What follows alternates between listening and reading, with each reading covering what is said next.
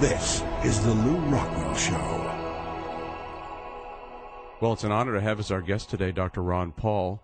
Ron, of course, is the long-term congressman from Texas, the great spokesman for the gold standard, for constitutional government, for the end of the Federal Reserve, and all the various monetary and financial shenanigans that go on in Washington, D.C.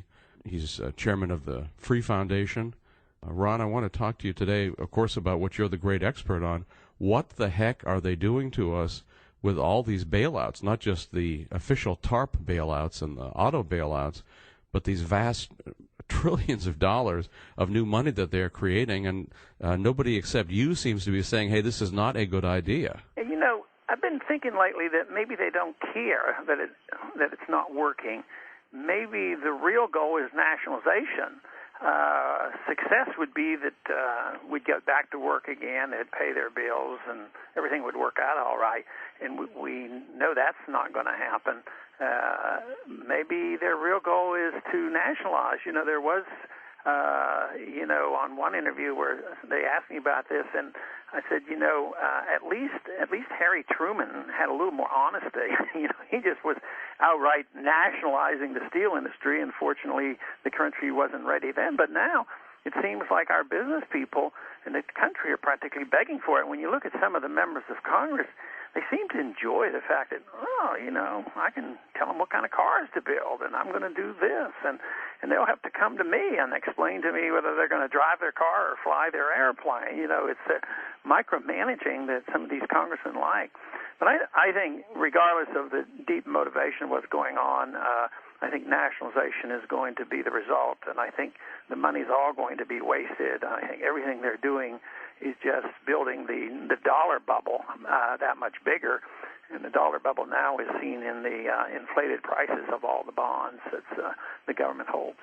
Ron, when we see the deepening depression, it seems to me it is a depression.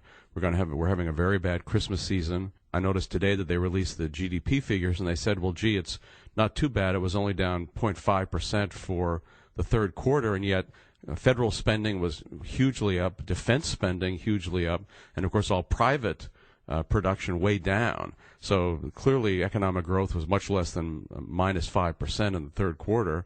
I guess it's going to be much worse in the fourth quarter, maybe much worse again in the first quarter of next year. Is this Hoover and Roosevelt come back to haunt us? Oh, I think so, and I used that analogy once. Then afterwards I thought, well, that might have been a mistake, because the conventional wisdom is that Roosevelt's a hero. When I said, well, what does this look like? They said, what does this look like? I said, it looks like Hoover and Roosevelt. And, of course, from our viewpoint, that's a pretty strong negative. But they said, oh, Ron Paul is supporting Roosevelt. He's welcoming the Democrat Roosevelt to undo all the evil that the Republican Hoovers did. And yet the truth is that if anybody understands what went on in the Depression, Roosevelt was every bit as harmful to our economy and to our country as Hoover was. And, I think it is the same. I think we're one step further. We were, institutionalizing then the welfare state and Keynesian economics, but now it looks like we're going overboard and going that next step of socialism and nationalization, even though there won't be technical ownership. The taxpayers will be just stockholders in the company. It's going to be some messy situation. But for us to expect, economic growth to come of this very soon is I think that's misplaced. You just can't create wealth out of a printing press, and that's what they think they're doing. We got into this mess by too much spending, too much regulation, too much debt, and too much inflation. And that's exactly what they're using to try to get us out of this mess, and it's bound to make the problems that much worse. Ron, it was the Nixon's abolition of the remnants of the gold standard on August 15, 1971, and all the related terrible things he did, price and wage controls and all the rest, that got you into politics. I mean, it was what made you decide that you had to speak out, because you saw, as Hazlitt and Rothbard and Mises and all the other great men had written about, what this meant for the future of the country and the world. And, of course, it's all come true.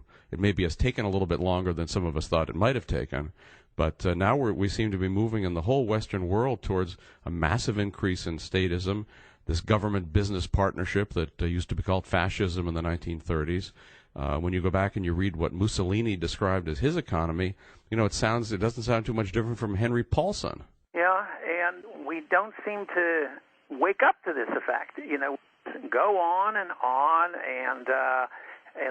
it was that date back in 1971 that more or less confirmed what I had been reading and studying, especially Hazlitt when he had made those early predictions on as early as 1944. He says SDRs and the IMF and the World Bank and all this stuff wouldn't work, and it certainly did fail. And like you say, it did last a little bit longer than probably a lot of people believe. But even the post-Bretton Woods era has lasted a long time, too. As bad as Bretton Woods was, I mean, here it is from 71 up to 2007 before it really cracked. So to me, it's sort of like a chronic, insidious cancer rather than a rapidly growing cancer. But it was cancer, economic cancer anyway, and it's eating away our substance. And yet, in spite of what they're doing in Washington, I think things are better outside of Washington. I think we've made a lot of progress in spreading our message. Unlike in the 30s, Roosevelt won his election on a conservative platform, the gold standards and balanced budgets and all. And on the surface, it looked like everybody still believed in free markets, but underneath, and the professors were all teaching Keynesianism. Today, it appears that everybody's endorsing Keynesianism and spending and all that's going on, yet beneath the surface, I am hopeful that the message of freedom and the sound mind